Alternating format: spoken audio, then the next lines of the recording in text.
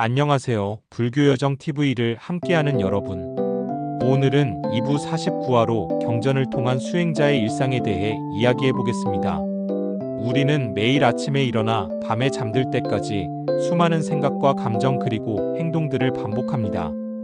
그런데 부처님 당시의 수행자들은 어떤 하루를 보냈을까요? 경전 속에 기록된 수행자들의 일상을 통해 우리도 깨달음의 길로 한 걸음 더 나아갈 수 있는 지혜를 얻어보겠습니다. 일부 새벽 수행의 시작. 부처님 당시 수행자들의 하루는 새벽 4시경에 시작되었습니다. 아직 어둠이 가시지 않은 시간에 일어나 가장 먼저 한 일은 마음을 정화하는 것이었습니다. 중화안경에서는 이렇게 기록하고 있습니다. 비구들은 새벽에 일어나 먼저 자신의 마음 상태를 살펴보았다고 합니다. 어제 하루 동안 일어났던 번뇌들은 없는지, 마음이 흐려져 있지는 않은지 차분히 관찰하는 것으로 하루를 시작했습니다. 이것이 바로 정념 즉 올바른 마음 챙김의 첫 번째 단계입니다. 새벽 수행의 핵심은 마음의 상태를 점검하는 것입니다. 잠에서 깨어난 우리의 마음은 아직 하루 동안의 복잡한 생각들로 어수선해지기 전에 맑은 상태입니다. 이 시간을 활용하여 자신의 내면을 들여다보는 것이 수행의 출발점이 됩니다. 구체적인 실천 방법을 말씀드리면 이렇습니다. 먼저 편안한 자세로 앉아 눈을 감고 호흡에 집중해 보세요. 들숨과 날숨을 자연스럽게 관찰하면서 마음이 어떤 상태인지 알아차려 보는 것입니다. 걱정이나 불안이 있다면 그것을 억지로 없애려 하지 말고 단지 있는 그대로 받아들여 보세요. 이것이 바로 윗바사나 명상의 기본 자세입니다. 새벽 수행에서 중요한 것은 규칙적인 시간 유지입니다. 매일 같은 시간에 일어나 같은 방식으로 마음을 살피는 습관을 기르는 것이 중요합니다. 처음에는 10분 정도로 시작해서 점차 시간을 늘려가시면 됩니다. 무엇보다 억지로 하려 하지 말고 자연스럽게 몸과 마음이 따라올 수 있도록 해야 합니다. 경전에서는 이런 새벽 수행을 통해 하루 종일 마음이 평온하고 집중력이 높아진다고 기록하고 있습니다. 실제로 많은 수행자들이 새벽 명상을 통해 하루를 더욱 의미 있게 보낼 수 있게 되었다고 증언하고 있습니다. 새벽의 고요한 시간 속에서 자신과 만나는 시간을 갖는 것. 이것이 수행자의 일상이 시작되는 첫걸음입니다. 2부 일상 속 마음 챙김. 새벽 수행을 마친 수행자들은 일상생활 속에서도 끊임없이 마음 챙김을 유지했습니다. 사념처경에 따르면 부처님께서는 제자들에게 4가지 마음 챙김을 가르치셨습니다. 몸에 대한 마음 챙김, 느낌에 대한 마음 챙김, 마음에 대한 마음 챙김, 법에 대한 마음 챙김입니다. 먼저 몸에 대한 마음 챙김부터 살펴보겠습니다. 수행자들은 걸을 때도 앉을 때도 누울 때도 항상 자신의 몸 상태를 알아차렸습니다. 걸을 때는 발이 땅에 닿는 감각을 느끼고, 앉을 때는 몸의 균형과 자세를 살피며 누울 때는 온몸의 이완 상태를 관찰했습니다. 이것을 우리가 일상에서 실천하는 방법을 알려드리겠습니다. 걸을 때마다 발바닥이 땅에 닿는 감각에 주의를 기울여 보세요. 왼발이 떨어지고 오른발이 내려앉는 순간순간을 의식적으로 느껴보는 것입니다. 이것을 경행명상이라고 부릅니다. 처음에는 느린 속도로 걸으면서 연습하시면 됩니다. 앉아있을 때는 등뼈가 곧게 서 있는지 어깨에 힘이 들어가 있지는 않은지 확인해 보세요. 몸의 각 부분이 어떤 상태인지 순서대로 살펴보는 것도 좋은 방법입니다. 머리부터 발끝까지 차례대로 관찰하면서 긴장된 부분이 있으면 의식적으로 이완시켜 보세요. 다음은 느낌에 대한 마음 챙김입니다. 수행자들은 즐거운 느낌이 일어날 때나 괴로운 느낌이 일어날 때 그것에 휘둘리지 않고 객관적으로 관찰했습니다. 기쁨이 일어나면 지금 기쁨이 일어나고 있구나 하고 알아차리고, 슬픔이 일어나면 지금 슬픔이 일어나고 있구나 하고 인식했습니다. 이런 태도를 평등심이라고 합니다. 일상에서 이를 실천하는 방법은 감정이 일어날 때마다 한 걸음 물러서서 관찰자의 입장이 되는 것입니다. 화가 날 때 즉시 반응하지 말고 잠시 멈추어서 지금 내 안에 화가 일어나고 있구나 하고 받아들여 보세요. 그러면 감정에 휘둘리지 않고 현명하게 대처할 수 있게 됩니다. 마음에 대한 마음 챙김은 더욱 세밀한 관찰을 요구합니다. 탐욕이 일어날 때는 탐욕이 있는 마음이라고 알아차리고, 성냄이 일어날 때는 성냄이 있는 마음이라고 인식하는 것입니다. 어리석음이 있을 때는 어리석음이 있는 마음, 집중되어 있을 때는 집중된 마음이라고 알아차립니다. 이것을 실생활에 적용하려면 수시로 자신의 마음 상태를 점검하는 습관을 길러야 합니다. 하루에 몇 번씩 지금 내 마음은 어떤 상태인가 하고 자문해 보는 것입니다. 마지막으로 법에 대한 마음 챙김입니다. 이것은 부처님의 가르침인 사성제와 팔정도 등을 일상에서 적용하면서 그 의미를 깊이 체득하는 것입니다. 고통의 원인을 찾고 그것을 해결하는 방법을 실천하며 깨달음의 길을 걸어가는 것입니다. 이 네 가지 마음 챙김을 일상에서 꾸준히 실천하면 점차 마음이 안정되고 지혜가 생겨납니다. 경전에서는 이런 수행을 통해 번뇌가 줄어들고 평화로운 마음 상태를 유지할 수 있다고 가르치고 있습니다. 3부 식사와 수행. 부처님 당시 수행자들의 식사법도 매우 특별했습니다. 단순히 배를 채우는 것이 아니라 수행의 한 부분으로 여겼기 때문입니다. 중화안경에서는 올바른 식사에 대해 상세히 기록하고 있습니다. 수행자들은 음식을 받을 때도 먹을 때도 마음 챙김을 놓지 않았습니다. 먼저 탁발에 대해 말씀드리겠습니다. 수행자들은 매일 아침 바루를 들고 마을로 탁발을 나갔습니다. 이때 가장 중요한 것은 마음가짐이었습니다. 음식을 구걸한다는 생각이 아니라 제가자들에게 공덕을 쌓을 기회를 제공한다는 마음으로 임했습니다. 또한 받는 음식에 대해 좋고 나쁨을 가리지 않고 감사한 마음으로 받아들였습니다. 이런 태도를 우리가 일상에서 실천할 수 있는 방법을 생각해 보겠습니다. 음식을 준비하거나 구입할 때도 감사한 마음을 갖는 것입니다. 이 음식이 우리에게 오기까지 얼마나 많은 사람들의 노력과 자연의 은혜가 있었는지 생각해 보세요. 농부가 씨앗을 뿌리고 정성스럽게 기르고 운송하는 사람들과 판매하는 사람들까지 수많은 인연이 모여서 우리 앞에 음식이 놓인 것입니다. 식사할 때의 마음 챙김도 중요합니다. 수행자들은 음식을 먹을 때 5가지를 관찰했습니다. 이 음식의 색깔과 모양을 보고 냄새를 맡고 맛을 느끼며 씹는 감각을 관찰하고 삼키는 과정까지 의식적으로 경험했습니다. 또한 음식을 먹는 목적에 대해서도 분명히 했습니다. 탐욕을 위해서가 아니라 몸을 유지하고 건강을 지키며 수행을 계속하기 위해서라고 마음속으로 다짐했습니다. 이것을 우리가 실천하는 방법을 알려드리겠습니다. 식사 전에 잠시 조용히 앉아서 감사의 마음을 가져보세요. 이 음식을 통해 건강한 몸과 마음을 유지하여 좋은 일을 할 수 있게 해달라고 기원해보는 것입니다.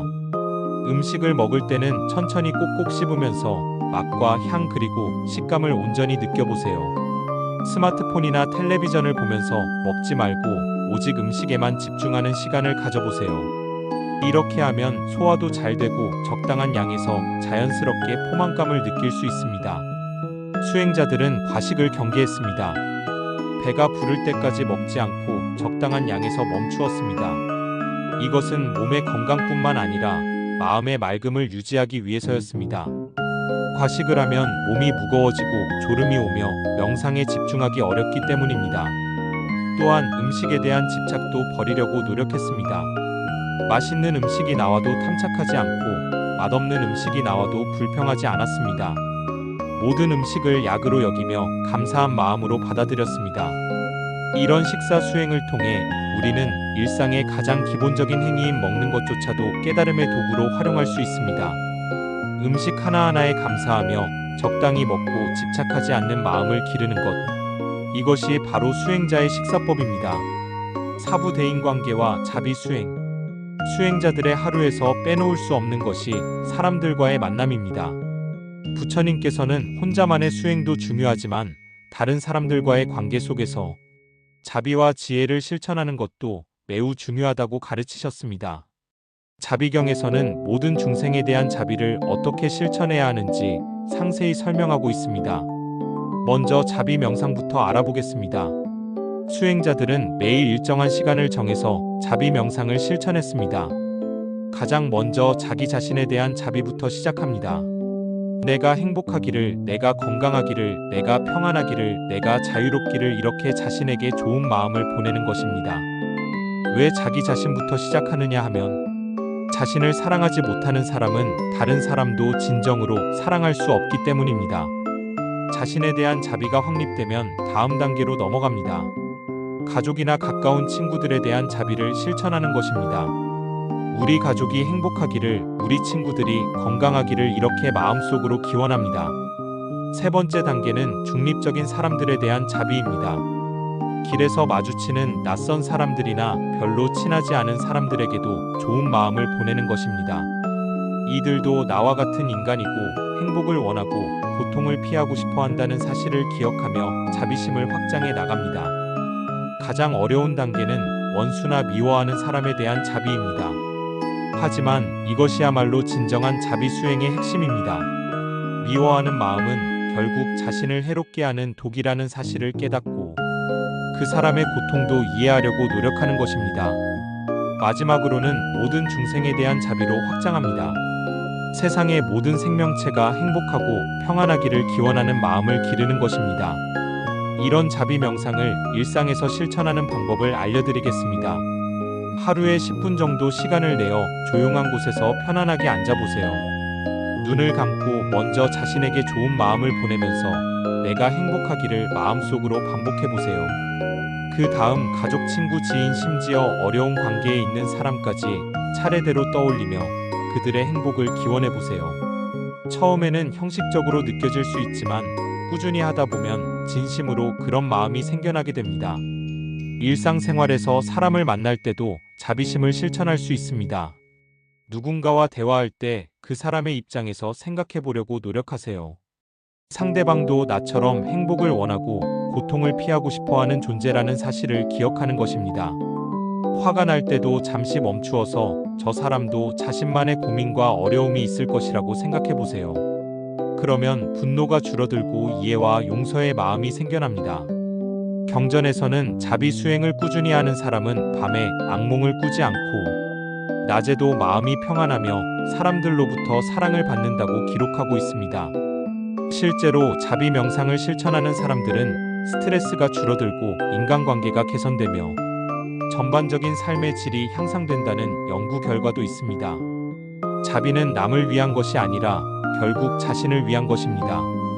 미움과 분노는 자신의 마음을 태우는 불이지만 자비와 사랑은 자신과 타인 모두를 행복하게 만드는 빛입니다. 오부 지혜와 통찰 수행. 수행자의 일상에서 빠질 수 없는 것이 지혜를 기르는 수행입니다. 부처님께서는 자비와 함께 지혜가 깨달음의 두 날개라고 말씀하셨습니다. 지혜 수행의 핵심은 사물의 참모습을 있는 그대로 보는 것입니다. 이것을 윗바사나 즉 통찰 명상이라고 합니다. 수행자들은 일상의 모든 순간에서 무상과 고와 무아를 관찰했습니다. 무상이란 모든 것이 변한다는 진리입니다. 우리 몸도 마음도 감정도 생각도 모든 것이 끊임없이 변화하고 있습니다. 영원히 지속되는 것은 아무것도 없다는 사실을 깊이 통찰하는 것이 지혜의 시작입니다. 고는 모든 존재에 스며있는 불만족성을 의미합니다. 아무리 좋은 일이 생겨도 그것이 영원히 지속되지 않기 때문에 궁극적으로는 만족스럽지 않다는 진리입니다. 무아는 변하지 않는 고정된 자아는 존재하지 않는다는 가르침입니다.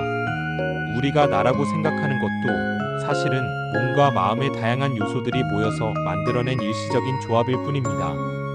이런 지혜를 일상에서 기르는 방법을 알려드리겠습니다. 먼저 변화에 대한 관찰부터 시작해보세요. 하루 종일 자신의 몸과 마음 상태가 어떻게 변하는지 지켜보는 것입니다. 아침에 느꼈던 기분과 점심때의 기분 그리고 저녁의 기분이 모두 다르다는 것을 알아차려 보세요. 기쁨도 슬픔도 모두 일어났다가 사라지는 일시적인 현상이라는 사실을 관찰하는 것입니다. 몸의 감각도 마찬가지입니다. 따뜻함과 차가운 편안함과 불편한 모든 것이 계속 변화하고 있습니다. 이런 변화를 있는 그대로 받아들이고 집착하지 않는 마음을 기르는 것이 무상에 대한 통찰입니다. 불만족성에 대한 관찰도 중요합니다. 우리가 원하는 것을 얻었을 때 과연 완전히 만족하는지 살펴보세요. 좋아하는 음식을 먹어도 맛있는 감각은 잠시뿐이고 원하던 물건을 샀어도 기쁨은 오래가지 않습니다. 이런 경험을 통해 외부 조건에서 완전한 행복을 찾으려는 것이 얼마나 헛된 일인지 깨닫게 됩니다. 진정한 평화와 행복은 마음 안에서 찾아야 한다는 지혜가 생겨나는 것입니다. 무아에 대한 통찰은 더욱 깊은 관찰을 요구합니다. 내가 누구인지에 대해 진지하게 탐구해보는 것입니다. 몸이 나일까요? 마음이 나일까요? 생각이 나일까요? 감정이 나일까요? 이런 질문을 던져보면서 고정불변의 나라는 것은 존재하지 않는다는 사실을 체득해 나가는 것입니다.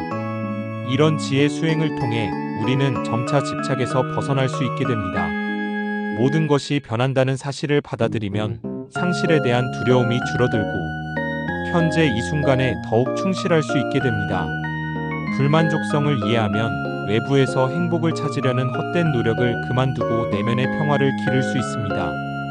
무아를 통찰하면 자아에 대한 과도한 집착에서 벗어나 더욱 자유로운 삶을 살 수 있게 됩니다. 경전에서는 이런 지혜가 생기면 두려움이 없어지고 마음이 해탈한다고 가르치고 있습니다. 지혜는 하루아침에 생기는 것이 아니라 일상의 작은 통찰들이 쌓여서 만들어지는 것입니다.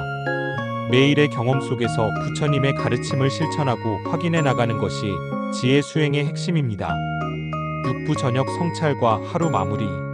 하루를 마무리하는 저녁 시간도 수행자들에게는 매우 소중한 수행의 시간이었습니다. 밤이 되면 조용한 곳에 앉아 하루 동안의 삶을 돌아보며 성찰하는 시간을 가졌습니다. 이것을 일일 성찰이라고 합니다. 성찰의 내용은 크게 4가지로 나눌 수 있습니다. 첫째는 계율에 대한 성찰입니다. 하루 동안 몸과 말과 마음으로 지은 행위들을 돌아보며 부처님의 가르침에 어긋나는 일은 없었는지 점검하는 것입니다. 잘못한 일이 있다면 진심으로 참회하고 앞으로는 그러지 않겠다고 다짐했습니다. 둘째는 선한 행위에 대한 성찰입니다. 하루 동안 자신이나 다른 사람에게 도움이 된 일들을 떠올리며 기뻐하고 감사하는 마음을 가졌습니다. 작은 선행이라도 소중히 여기고 그런 마음을 더욱 기르겠다고 발언했습니다. 셋째는 수행에 대한 성찰입니다. 명상이나 마음 챙김 자비 수행 등을 얼마나 충실히 했는지 돌아보며 부족한 부분을 보완하려고 노력했습니다. 마지막은功德 회양입니다. 하루 동안 쌓은 좋은 업을 모든 중생과 함께 나누며 모든 존재가 행복하기를 발언하는 것입니다. 이런 저녁 성찰을 우리가 실천하는 방법을 알려드리겠습니다. 잠자리에 들기 전 10분에서 15분 정도 시간을 내어 조용히 앉아보세요. 하루를 되돌아보며 다음과 같은 질문들을 자신에게 던져보는 것입니다. 오늘 나는 다른 사람에게 해를 끼치지 않았는가? 거짓말이나 상처를 주는 말을 하지는 않았는가? 마음속에 미움이나 질투 같은 나쁜 감정을 품지는 않았는가? 이런 점검을 통해 잘못한 일이 있다면 솔직하게 인정하고 반성하는 시간을 가져보세요. 중요한 것은 자책하는 것이 아니라 배우는 것입니다. 실수를 통해 더 나은 사람이 되겠다는 다짐을 하는 것이 참회의 진정한 의미입니다. 반대로 좋은 일을 했다면 그것을 기뻐하고 감사해야 하세요. 누군가를 도왔거나 친절한 말을 했거나 마음 챙김을 실천했거나 자비 명상을 했다면 그런 선한 행위들을 소중히 여기고 더욱 발전시키겠다고 다짐해보세요. 수행에 대한 성찰도 중요합니다. 오늘 하루 얼마나 현재 순간에 깨어 있었는지, 마음이 산란할 때 얼마나 빨리 알아차렸는지, 어려운 상황에서 평정심을 유지했는지 돌아보세요. 완벽하지 않아도 괜찮습니다. 조금씩 나아지고 있다는 사실만으로도 충분히 기뻐할 일입니다. 마지막으로 하루의 모든 공덕을 세상의 모든 존재들과 나누는 마음을 가져보세요. 내가 오늘 한 작은 선행들이 온 세상에 퍼져나가 모든 중생이 행복해지기를 기원하는 것입니다. 이런 회양을 통해 우리의 마음은 더욱 넓어지고 이기심에서 벗어날 수 있게 됩니다. 저녁 성찰의 또 다른 중요한 부분은 감사하는 마음입니다. 수행자들은 하루 동안 받은 모든 도움과 은혜에 대해 감사의 마음을 표현했습니다. 음식을 제공해준 사람들, 가르침을 전해준 스승들, 함께 수행하는 도반들, 모든 이들에게 고마운 마음을 가졌습니다. 우리도 잠자리에 들기 전에 하루 동안 만난 사람들과 경험했던 일들에 대해 감사하는 시간을 가져보세요.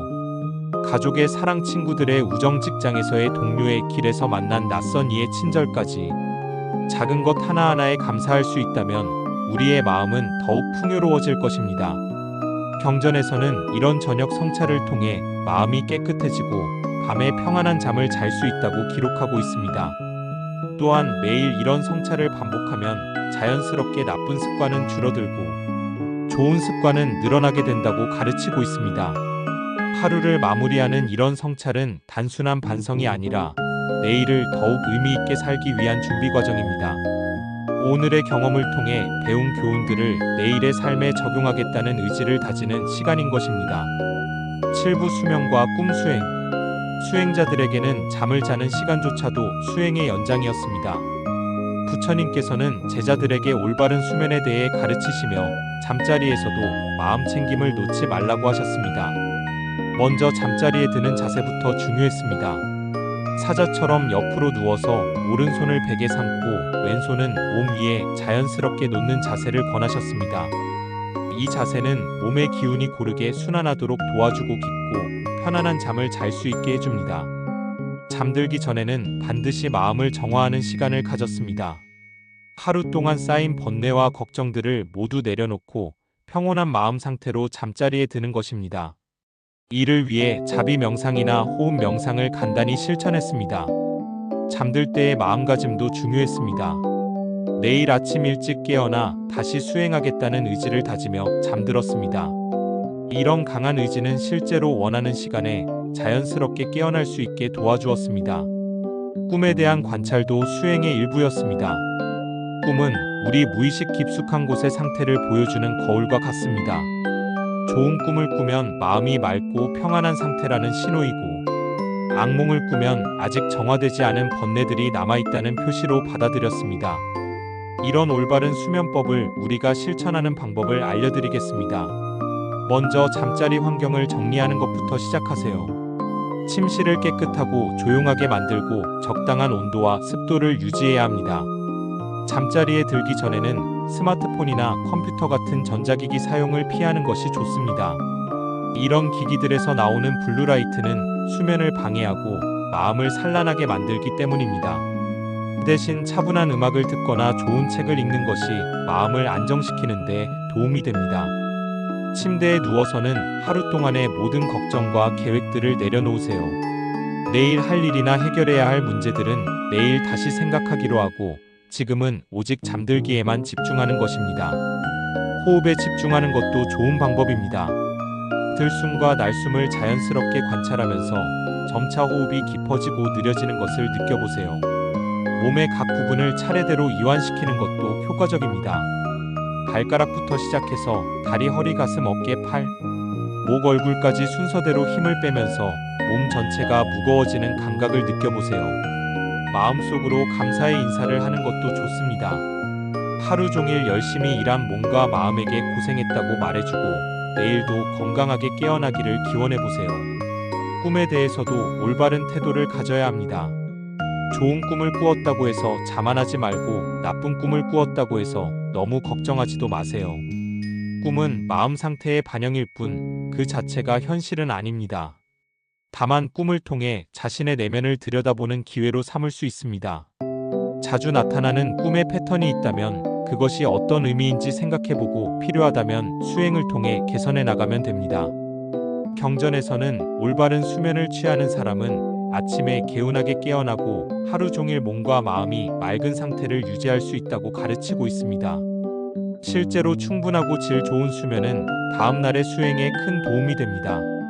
잠은 단순히 피로를 푸는 것이 아니라 마음을 재충전하고 새로운 하루를 준비하는 소중한 시간입니다. 이런 관점에서 수면을 바라보고 실천한다면 잠자는 시간마저도 의미 있는 수행이 될 수 있을 것입니다. 팔부계절과 자연 속의 수행. 부처님 당시의 수행자들은 자연과 더불어 살아가는 삶을 살았습니다.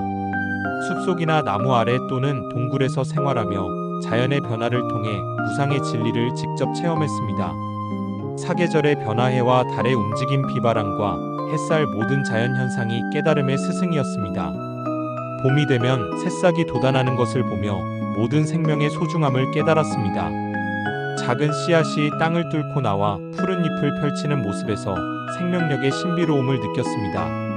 여름의 무성한 녹음 속에서는 모든 존재가 서로 의존하며 살아간다는 연기의 법칙을 체득했습니다. 나무와 풀과 꽃들이 햇빛과 물과 바람의 도움으로 자라나는 모습을 보며 혼자서는 존재할 수 없다는 진리를 깨달았습니다. 가을의 단풍과 낙엽에서는 무상의 가르침을 생생하게 느꼈습니다. 아무리 아름답고 푸르렀던 잎사귀도 때가 되면 색이 변하고 결국 떨어져서 흙으로 돌아간다는 사실. 이것이 바로 모든 존재의 운명이라는 것을 자연을 통해 배웠습니다. 겨울의 앙상한 나뭇가지에서는 본질을 꿰뚫어보는 지혜를 얻었습니다. 겉으로 보기에는 죽은 것 같지만 실제로는 다음 봄을 준비하는 생명력이 그 안에 숨어 있다는 사실. 이것은 고통 속에서도 희망을 잃지 않는 마음가짐을 가르쳐 주었습니다. 이런 자연 수행을 우리가 일상에서 실천하는 방법을 알려드리겠습니다. 시간이 날 때마다 자연 속으로 나가보세요. 공원이나 산, 바다나 강가 어디든 좋습니다. 자연 속에서는 스마트폰을 잠시 꺼두고 오직 자연에만 집중하는 시간을 가져보세요. 나무를 볼 때는 단순히 보기만 하지 말고 그 나무의 뿌리와 줄기, 잎사귀 하나하나를 자세히 관찰해 보세요. 이 나무가 자라기까지 얼마나 많은 시간과 노력이 필요했는지 생각해 보고 지금도 햇빛과 물과 공기의 도움으로 살아가고 있다는 사실을 느껴보세요. 꽃을 볼 때는 그 아름다움에 감탄하면서도 곧 시들어 떨어질 것이라는 무상함을 함께 느껴보세요. 하지만 그것이 슬픈 일이 아니라 자연스러운 변화의 과정이라는 사실을 받아들여 보세요. 바람을 느낄 때는 눈을 감고 온몸으로 바람의 감촉을 느껴보세요. 바람이 어디서 와서 어디로 가는지 그 자유로움과 자연스러움을 몸으로 체험해 보세요. 우리 마음도 바람처럼 자유롭고 자연스러워질 수 있다는 것을 깨달아 보세요. 비가 올 때는 비의 소리에 귀를 기울여 보세요. 빗방울이 지붕이나 창문에 떨어지는 소리, 땅에 스며드는 소리. 이 모든 소리들이 자연이 만들어내는 아름다운 음악이라는 사실을 느껴보세요.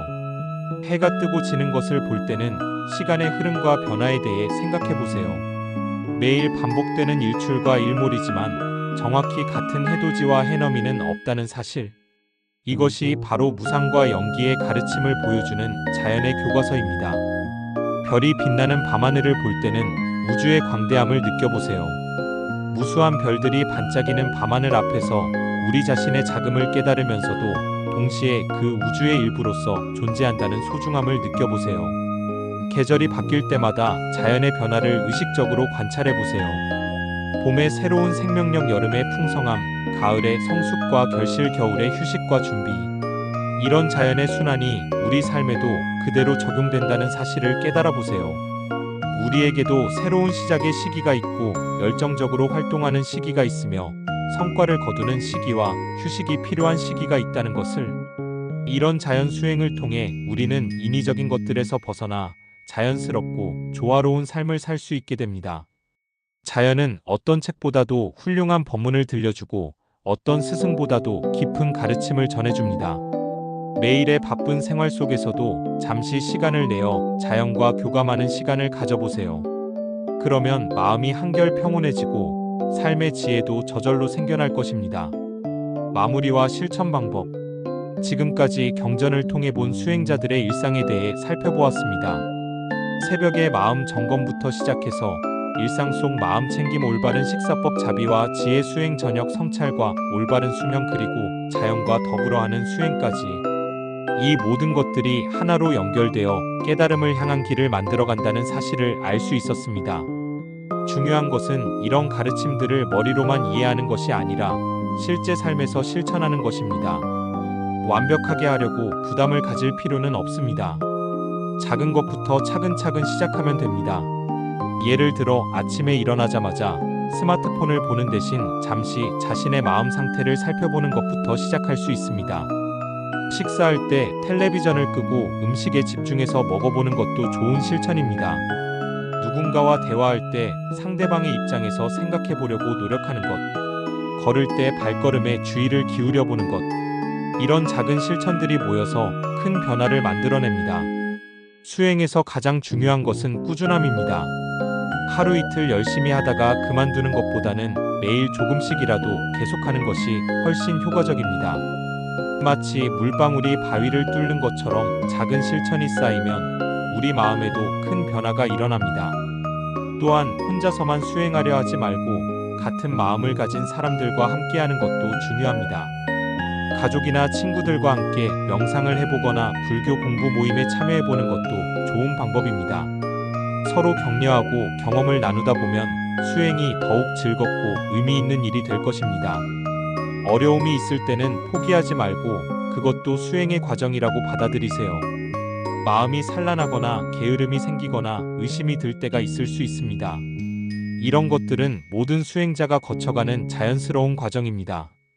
이런 어려움을 통해서 오히려 더 큰 지혜를 얻을 수 있다는 마음가짐을 갖는 것이 중요합니다. 무엇보다 수행의 목적을 잊지 마세요. 우리가 수행하는 이유는 자신만의 행복을 위해서가 아니라 모든 중생의 행복을 위해서입니다. 나 자신이 평화로워지면 그 평화가 가족에게 전해지고 주변 사람들에게 퍼져나가며 결국 온 세상을 더 아름답게 만들 수 있습니다. 부처님께서 2500년 전에 보여주신 길을 우리도 21세기에 걸어갈 수 있습니다. 시대와 환경은 달라졌지만 인간의 본질적인 고민과 열망은 그때나 지금이나 같기 때문입니다. 경전 속 수행자들의 일상을 통해 배운 지혜를 우리 삶에 적용해 보세요. 매일 조금씩 실천하다 보면 어느새 마음이 한결 평온해지고 삶이 더욱 의미 있어질 것입니다. 그리고 그런 변화를 통해 주변 사람들에게도 좋은 영향을 줄 수 있게 될 것입니다. 오늘 불교여정TV를 함께 해주신 모든 분들에게 감사드립니다. 여러분의 수행 여정에 조그마한 도움이 되었기를 바라며 모든 중생이 행복하고 평안하기를 기원합니다. 다음에도 더욱 유익한 내용으로 찾아뵙겠습니다. 고맙습니다.